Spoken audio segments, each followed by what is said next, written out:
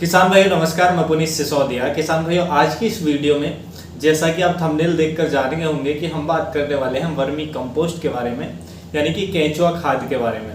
केंचुआ खाद के बारे में हम डिटेल में समझेंगे कि इसके अंदर कौन कौन से पोषक तत्व होते हैं, कितनी मात्रा में होते हैं, इसको खेत में डालने से क्या क्या बेनिफिट हमें मिलते हैं, केंचुआ खाद आखिर होती क्या है। उसके साथ साथ हम ये भी समझेंगे कि कितनी डोज में हमें इसका उपयोग करना चाहिए और कितने समय बाद हमें रिपीट करना चाहिए केंचुआ खाद को, यानी कि वर्मी कंपोस्ट को अपने खेतों में। देखिए, वर्मी कंपोस्ट जो खाद होती है दुनिया की सबसे अच्छी खाद है, ये सबसे बेहतर खाद है हमारे खेतों के लिए, हमारी फसलों के लिए।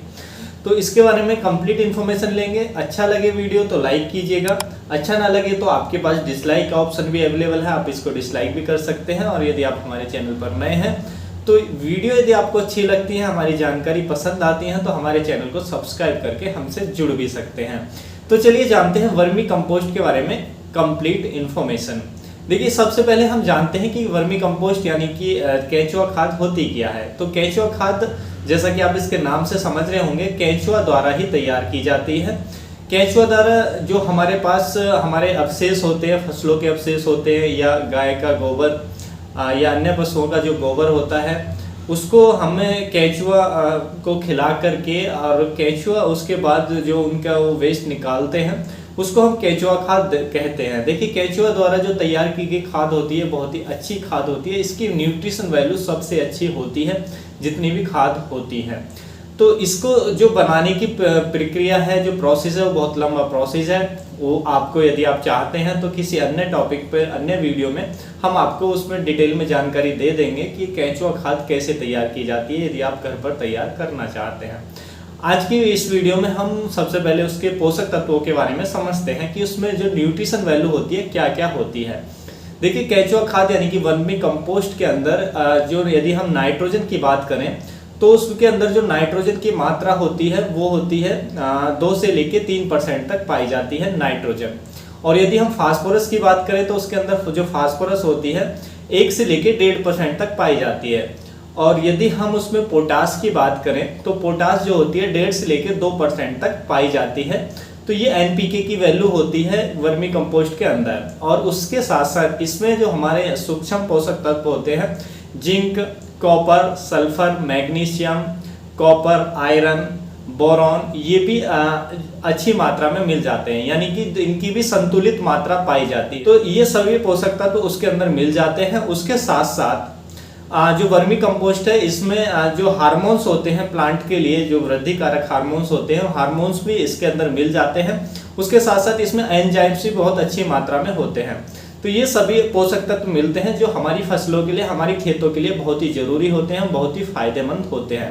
तो जो वर्मी कंपोस्ट की जो न्यूट्रिशन वैल्यू है, या तो हम FYM खाद से यदि हम कंपेयर करें या कंपोस्ट खाद से कंपेयर करें, तो वर्मी कंपोस्ट सबसे अच्छी है। उसकी जो न्यूट्रिशन वैल्यू है सबसे अच्छी है, सबसे अच्छी खाद है हमारी फसलों के लिए, हमारे पौधों के लिए। यदि हम इसके बेनिफिट की बात करें कि केंचुआ खाद यानी कि वर्मी कंपोस्ट को अपनी फसलों में डालने से, खेतों में डालने से क्या क्या बेनिफिट हमें देखने को मिलते हैं। देखिए, एक तो इसमें जो पोषक तत्वों की मात्रा होती है वो एकदम संतुलित मात्रा होती है। तो जब हमारी फसलों को, इसको डालने के बाद फसलों को एकदम संतुलित मात्रा में जो पोषक तत्व हैं वो मिलते हैं, जिसकी वजह से आप जानते हैं कोई भी तत्व ज़्यादा हो जाए तो उसकी टॉक्सिसिटी हो जाती है, यानी कि वो फसलों के लिए जहरीला हो जाता है, नुकसानदेह हो जाता है। और किसी भी पोषक तत्व की कमी हो जाए तो उसकी डिफिशियंसी हो जाती है, कमी के कारण जो पौधे की बढ़वार है वो फिर ठीक से नहीं हो पाती है। तो दोनों ही जो कंडीशन है, पोषक तत्वों की ज़्यादा हो जाती है डोज तो वो भी नुकसानदेह होती है, और कम हो जाती है वो भी नुकसानदेह होती है। इसलिए जो हम केंचुआ खाद का उपयोग करते हैं तो इसमें संतुलित मात्रा में पोषक तत्व होते हैं, जिससे हमारी फसल को संतुलित मात्रा में पोषक जो तत्व हैं, न्यूट्रिशन वो मिलते हैं, जिससे जो हमारी फसल है बहुत ही अच्छी होती है। ये फसलों की गुणवत्ता सुधारने में काफ़ी बेनिफिशियल होती है। 25 से 30% की उपज में वृद्धि ये करती है। उसके साथ साथ ये हमारे जो फसलों में कीट व रोग है वो भी कम लगते हैं केंचुआ खाद का उपयोग करने से। उसके साथ साथ वर्मी कंपोस्ट खाद को खेतों में डालने से खेत के अंदर कार्बन की मात्रा बढ़ती है, जिससे जो हमारे खेतों के अंदर जो सूक्ष्म जीव होते हैं, लाभदायक बैक्टीरिया होते हैं, वो काफ़ी इंक्रेज होते हैं, जो हमारी भूमि के लिए, हमारी खेत फसलों के लिए काफ़ी फायदेमंद होते हैं। ये भूमि की उर्वरा शक्ति को सुधारता है, भूमि की वाटर होल्डिंग जल धारण क्षमता को सुधारता है। यदि आपकी जो सॉइल है वो हार्ड हो चुकी है तो इसको डालने के बाद सॉइल को ये भुरभुरा बनाता है, उसमें एरेशन अच्छा होता है जिससे क्रॉप अच्छी होती है। तो ये सभी हमें जो बेनिफिट्स हैं ये देखने को मिलते हैं। उसके साथ साथ वर्मी कंपोस्ट खाद का उपयोग जब हम अपने खेतों के अंदर करते हैं तो इससे हमारे खेतों में वीड्स यानी कि खरपतवार कम उगते हैं। साथ ही ये भूमि का जो पीएच मान होता है उसको भी मेंटेन करता है। यदि हम वर्मी कंपोस्ट खाद की डोज की बात करें, मात्रा की बात करें, तो देखिए प्रति एकड़ हमें 1.5 से लेकर 2 टन इसका उपयोग करना होता है वर्मी कंपोस्ट खाद का। किसी भी फसल की बुवाई से पहले आप 1.5 से लेकर 2 टन आप प्रति एकड़ के हिसाब से डाल सकते हैं। जहां पर हम FYM यानी कि गोबर की खाद का जो उपयोग करते हैं वो करते हैं 3 से 4 टन, लेकिन वर्मी कंपोस्ट जो खाद है उसको हम आधी मात्रा में ही उपयोग करते हैं। लेकिन फिर भी जो गोबर की खाद से दुगने न्यूट्रिशन हमें मिल जाते हैं हमारी फसलों के लिए, तो ये काफ़ी ज़्यादा इसमें न्यूट्रिशन वैल्यू होती है, काफ़ी अच्छा ये रहता है हमारी फसलों के लिए।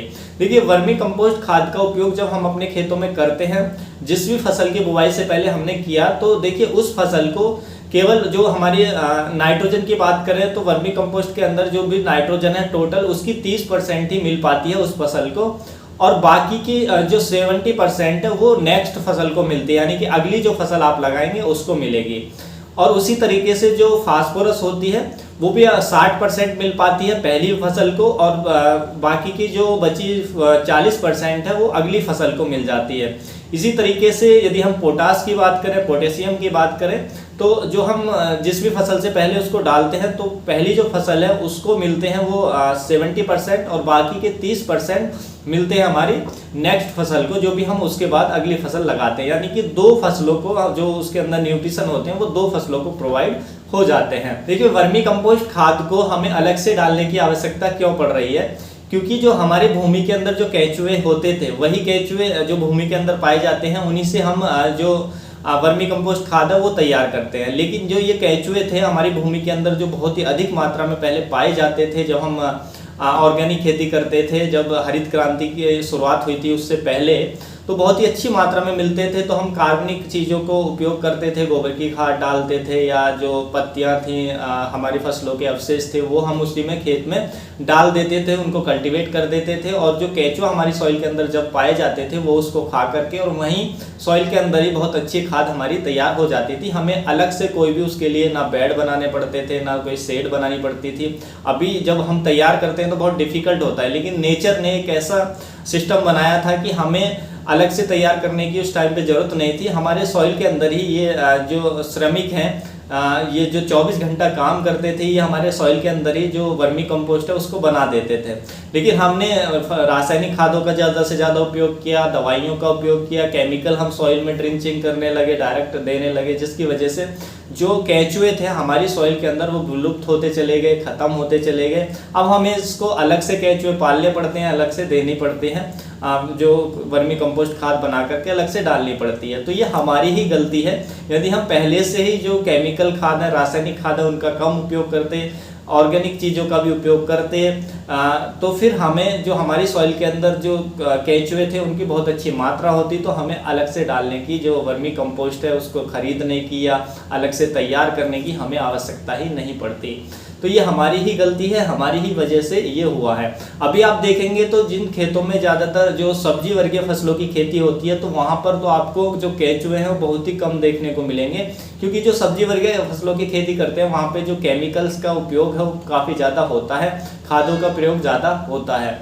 तो यही कारण है कि हमें अब ये अलग से देना पड़ता है। तो किसान भाइयों, यही थी आज की जानकारी। अच्छी लगी तो वीडियो को लाइक करें, अन्य फार्मर के साथ इसको शेयर करें ताकि उन तक भी जानकारी पहुंच सके। मिलता हूं आपको नेक्स्ट वीडियो में नई जानकारी के साथ, तब तक के लिए आप अपना ख्याल रखें। धन्यवाद।